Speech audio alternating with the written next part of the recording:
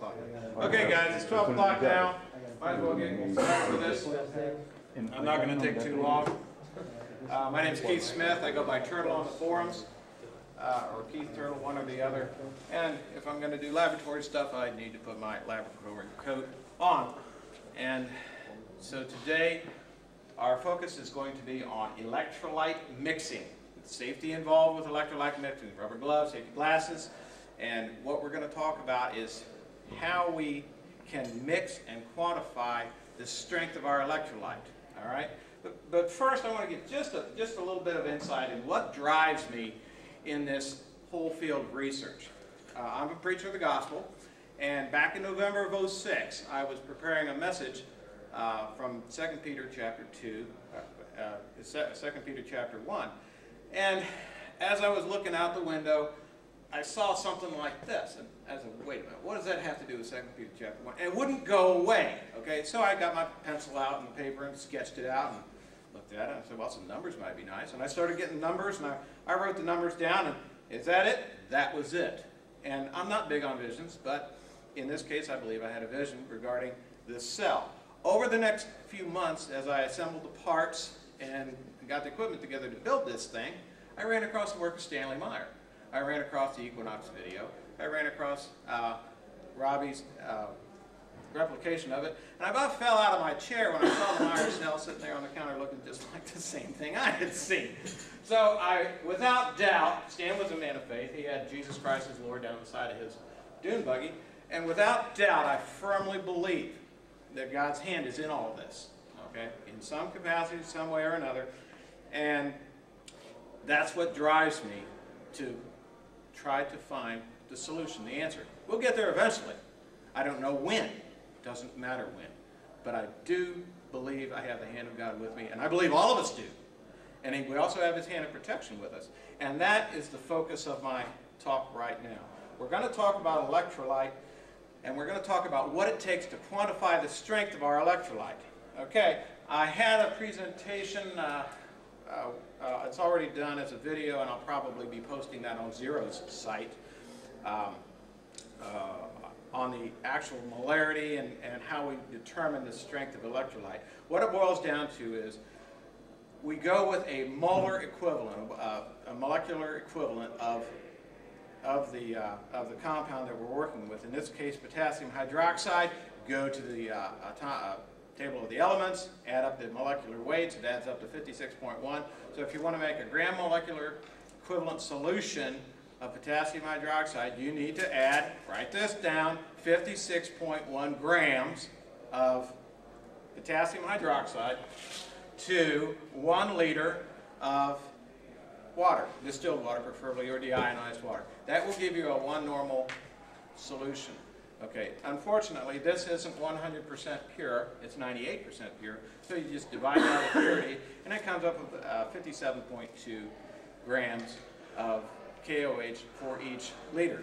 Now, that's a rather strong solution. In the video that I did, we have the lab mixer, and I've got a little thermometer underneath of it. And what happens if you don't stir this adequately, it generates quite a bit of heat. So much heat, in fact, that it can burn a hole in the bottom of a plastic jug, and the stuff spills out all over, and that's not good. So what I've done is I've tried to determine what are the two most common electrolyte mixes we could use. 0.1 normal is 1/10 the strength of the normal solution. So 0.1 normal, just do the math, requires 5.7 grams per liter. Unfortunately, these come in gallon jugs. So why don't we reduce the volume of this gallon jug to 3 liters? So if we take 3 liters worth of KOH to make a 1.1 normal solution, we just use 17.1 grams of KOH and add it to 3 liters. Now, also, as we want to pour that stuff in order to, okay, this label says 3.78 liters. So if I pour out 780 mils, that'll leave me with 3 liters. I'll pour out 780 mils.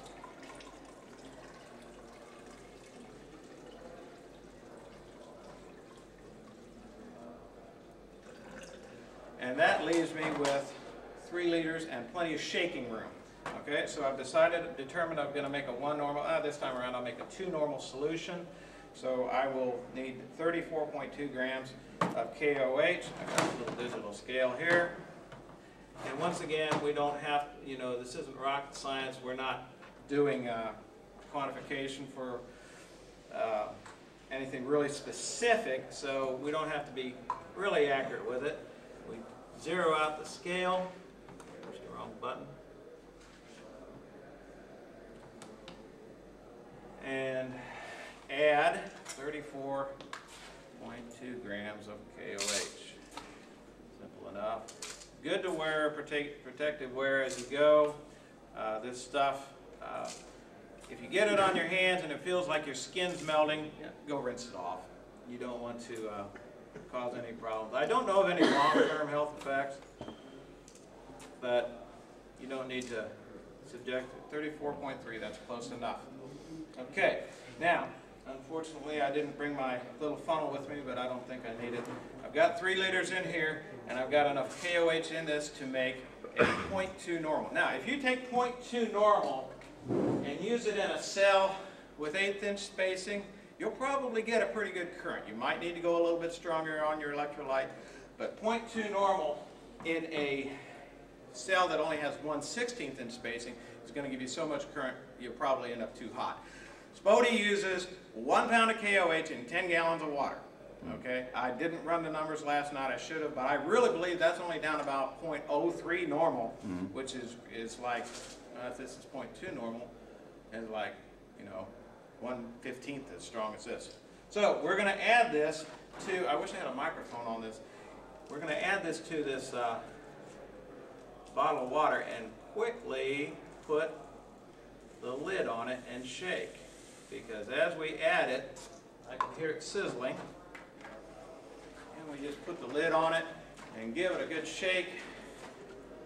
Didn't even get, it got a little bit warm there on the bottom. But by mixing it this quickly, you don't run any risk of having it burn through. Now, what you have here is ready to use electrolyte in your cell.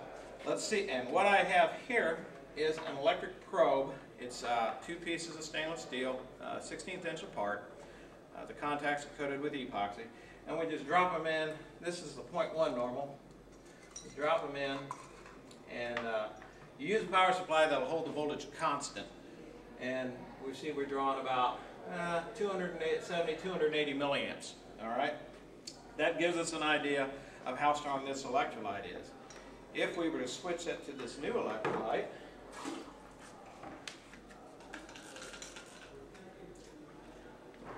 that we just made,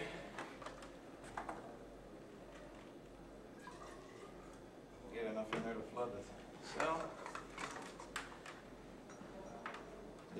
The electrolyte that's twice as strong is now drawing more than twice as much current, about 3 times as much current. So if we make a simple probe like this and make different strengths of electrolyte as we go along, we can just use a probe. How strong is that electrolyte? We'll drop the probe in, measure the current, check it against what it measured on your standard chart, and that gives you an idea of what your strength of your electrolyte is. Really, that's about all I have on this. As far as the safety goes, there is heat that is created when you mix it, and that's why I never mix very strong electrolyte as I go. If I need stronger stuff, I'll use a magnetic stir plate, and I use a beaker, and take my time and add the stuff very slowly. All of that information is on that video that I did, and it'll be posted. And are there any questions?